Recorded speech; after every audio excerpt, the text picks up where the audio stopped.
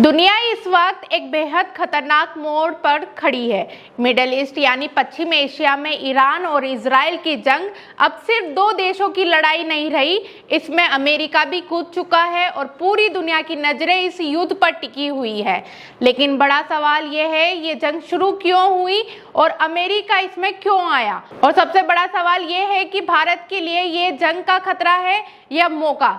नमस्कार, मेरा नाम है कशिश, आप देख रहे हैं the Khatak digital news channel. आखिर ईरान और इजराइल दुश्मन क्यों हैं? असल में इन दोनों देशों की दुश्मनी आज की नहीं, 40 से 45 साल पुरानी है। 1979 में ईरान में इस्लामिक क्रांति हुई और उसके बाद ईरान ने साफ कहा, इजराइल को हम देश नहीं मानते हैं। इसके बाद से ईरान ने इजराइल के दुश्मन ग्रुप्स को सपोर्ट किया, जैसे हिजबुल्लाह और हमास। दूसरी तरफ इजराइल को डर है कि ईरान न्यूक्लियर हथियार बना रहा है। यही वजह है कि कई सालों से दोनों देशों के बीच साइबर अटैक, मिसाइल हमले और गुप्त ऑपरेशन होते रहे। लेकिन 2026 में मामला अचानक भड़क गया जब अमेरिका और इजराइल ने मिलकर ईरान पर बड़े हमले किए। इन हमलों में ईरान के कई सैन्य ठिकाने और बड़े नेता निशाने पर आए और उसके बाद ईरान ने जवाब में मिसाइल और ड्रोन हमले शुरू कर दिए। अब सवाल आता है कि अमेरिका को इससे क्या मतलब है? आपको बता दें, असल में इसके तीन बड़े कारण हैं। पहला कारण है, इजराइल अमेरिका का सबसे बड़ा सहयोगी है। मिडल ईस्ट में अमेरिका का सबसे मजबूत दोस्त इजराइल है। अगर इजराइल पर खतरा आएगा तो अमेरिका उसका साथ देगा। दूसरा कारण यह है, जिसमें अमेरिका को डर है कि अगर ईरान परमाणु हथियार बना लेता है तो पूरी दुनिया की सुरक्षा खतरे में पड़ सकती है। और वहीं तीसरा कारण यह है कि मिडल ईस्ट दुनिया का सबसे बड़ा तेल क्षेत्र है। इस इलाके पर कंट्रोल का मतलब है दुनिया की अर्थव्यवस्था पर असर पड़ना। इस जंग से पूरी दुनिया क्यों डर रही है? क्योंकि मिडल ईस्ट में एक जगह है, स्ट्रेट ऑफ हॉर्मुज।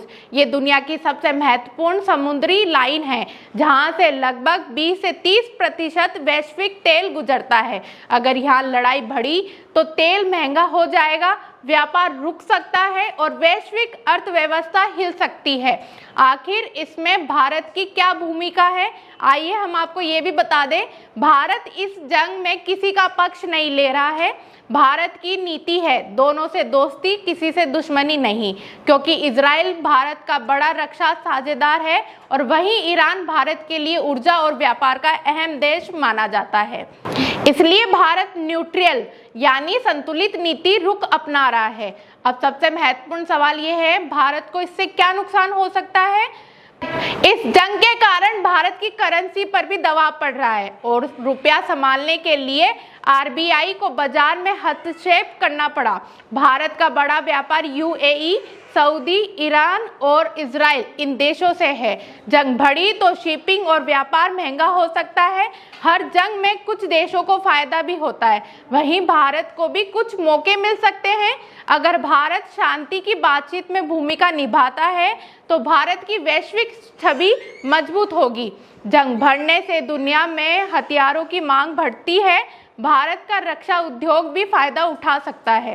ये जंग भारत को अपनी ऊर्जा नीति पर दोबारा सोचने के लिए मजबूर कर सकती है। ऐसे हालात में भारत तेजी से सोलर एनर्जी, ग्रीन एनर्जी और तेल के नए स्रोतों की तलाश पर जोर देगा, ताकि मिडल ईस्ट पर निर्भरता कम की जा सके और भविष्य में ऐसे संकटों का असर कम पड़े।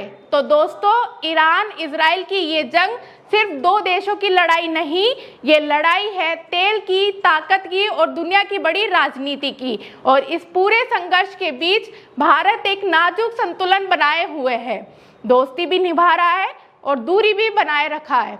अब सबसे बड़ा सवाल यही है, क्या ये जंग यहीं थम जाएगी या फिर दुनिया को एक और बड़े खतरनाक युद्ध की तरफ धकेल देगी?